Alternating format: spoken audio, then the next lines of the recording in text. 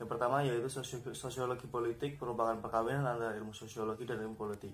Untuk ilmu sosiologi sendiri artinya yaitu ilmu yang mempelajari struktur sosial, proses sosial, termasuk perubahan-perubahan sosial dan masalah sosial. Sedangkan definisi politik menurut Miriam Budiarjo adalah berbagai macam kegiatan yang terjadi di suatu negara yang menyangkut proses menentukan tujuan dan bagaimana cara mencapai tujuan itu. Dan yang kedua yaitu objek kajian sosiologi politik, yaitu yang pertama fokus kajian pada masyarakat, negara, dan kekuasaan, dan fokus perhatian adalah melihat hubungan masyarakat dengan lembaga-lembaga politik seperti sosialisasi politik, partisipasi politik, rekrutmen politik, komunikasi politik, konflik dan demokrasi, dan hubungan masyarakat dengan lembaga politik dan proses politik secara bersamaan seperti budaya politik dan civil society. Konsep sosiologi politik diantaranya yaitu ada masyarakat, negara, kekuasaan, stratifikasi sosial, perubahan sosial, sosialisasi politik, partisipasi politik, dan lain-lain. Menurut Paul dan Almond, sosialisasi politik adalah sebuah nilai-nilai keyakinan yang ditanamkan secara turun-temurun dari mereka anak-anak hingga mereka dewasa. Nah, proses sosialisasi ini dapat dilakukan dengan dua tingkat, yaitu individu maupun kelompok. Nah, di mana tingkat kelompok melihat bahwa sosialisasi sebagai sarana untuk mewariskan nilai, sikap, pengetahuan, dan keyakinan politik secara turun-temurun. Sedangkan dia tingkat individu memandang sosialisasi sebagai suatu proses warga negara atau negara dalam membentuk pandangan-pandangan atau keyakinan politik.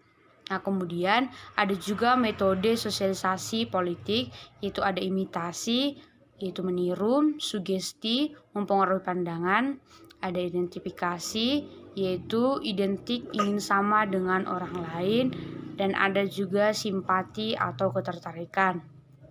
Selain itu juga ada sarana-sarana sosialisasi politik, yaitu ada keluarga yang menjadi agen utama, ada kelompok bermain, ada media massa, ada sekolah, dan ada juga kontak-kontak politik langsung.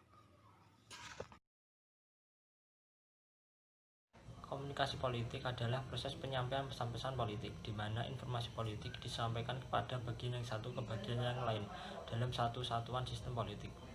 Proses komunikasi politik terdiri dari pesan politik, sumber pesan politik, saluran pesan politik, pendengar pesan politik, dan umpan balik dari pesan politik.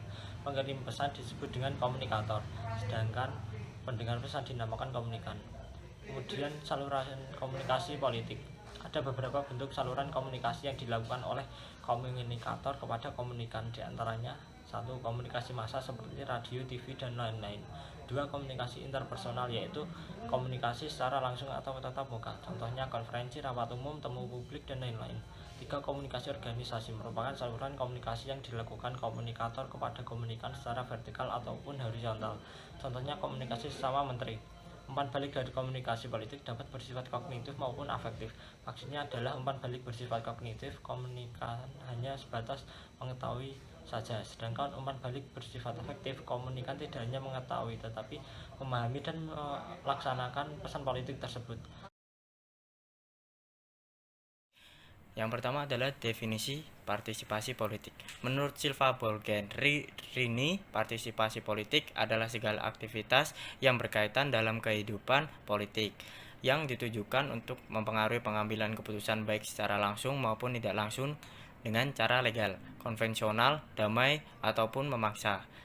Yang kedua adalah bentuk partisipasi politik. Yang pertama, kegiatan pemilihan. Kegiatan seperti pemberian suara dalam pemilu, penyediaan dan mengatur dana yang terkait dengan kegiatan pemilihan, menjadi tim sukses, melakukan kegiatan dalam rangka mencari dukungan suara dalam pemilu, dan sebagainya. Yang kedua adalah lobby, upaya yang dilakukan seseorang atau kelompok untuk berinteraksi dengan pihak pimpinan atau pihak yang memiliki pengaruh dengan tujuan untuk mempengaruhi suatu kebijakan dalam negara dan daerah termasuk isu yang dikembangkan. Yang ketiga, aktivitas organisasi. Partisipasi individu baik secara anggota dan pengurus dalam suatu organisasi dengan tujuan terpengaruhi suatu kebijakan dan keputusan dalam negeri.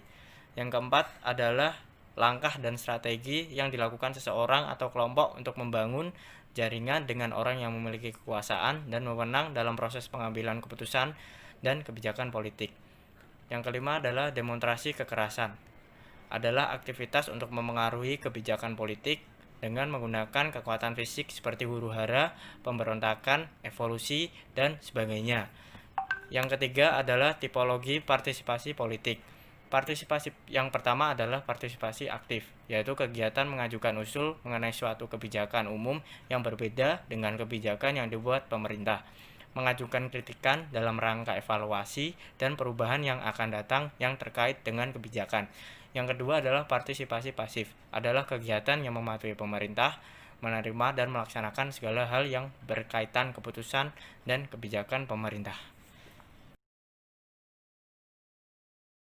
Ramlan Surbakti mengemukakan bahwa rekrutmen politik mencangkup pemilihan, seleksi, dan pengangkatan seseorang atau sekelompok orang untuk melaksanakan sejumlah peran dalam sistem politik pada umumnya dan pemerintah pada khususnya. Ada macam-macam mekanisme rekrutmen politik. Rekrutmen politik terbuka, itu semua warga negara yang memenuhi syarat tertentu seperti kemampuan, kecakapan, umur, keadaan fisik memiliki kesempatan untuk menduduki posisi-posisi yang ada di dalam lembaga negara atau pemerintah. Kedua, rekrutmen politik tertutup. Biasanya rekrutmen ini berdasarkan kekuatan tertentu seperti memiliki jaringan di pihak elit atau pihak pengambilan keputusan atau jaringan sosial lainnya. Artinya, rekrutmen tertutup ini tidak melalui tahapan seleksi yang telah ditetapkan. Hai, tahukah kalian, huruf dasar dalam buku sosiologi politik dapat dibagi menjadi dua batasan. Yang pertama, sebagai suatu kajian yang mempelajari antara hubungan masyarakat dengan politik. Dan yang kedua adalah sebagai suatu pendekatan di mana di dalamnya terdapat kekuasaan, negara, pemerintahan, alokasi, dan lain-lainnya. Dan pada bahasan kali ini kita akan membahas mengenai kekuasaan.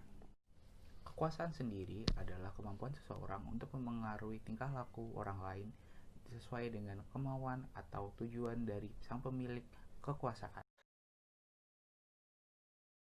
Gerakan sosial dapat diartikan sebagai tindakan kolektif yang diorganisir secara longgar, tanpa cara terlembaga untuk menghasilkan perubahan dalam masyarakat.